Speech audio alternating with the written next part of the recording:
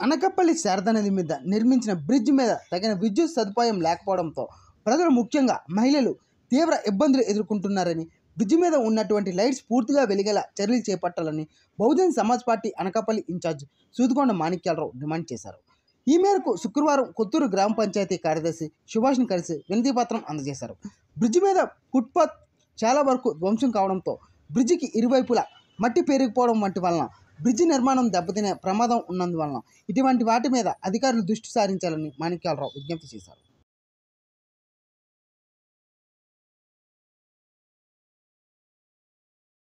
పేరు సూదికొండ మాణిక్యాలరావు. నేను బహుజన్ సమాజ్ పార్టీ అనకాపల్లి ఇన్ఛార్జిగా వ్యవహరిస్తున్నాను.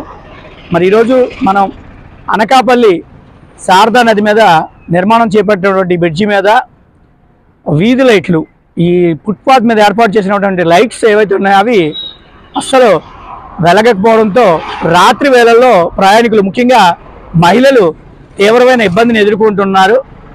ఎందుకంటే సుమారుగా ఈ ఫుట్పాత్ మీద 25 వరకు లైట్లు ఏర్పాటు చేయడం జరిగింది. ఇందులో కేవలం 2, 3 మాత్రమే వెలుగుతున్నాయి.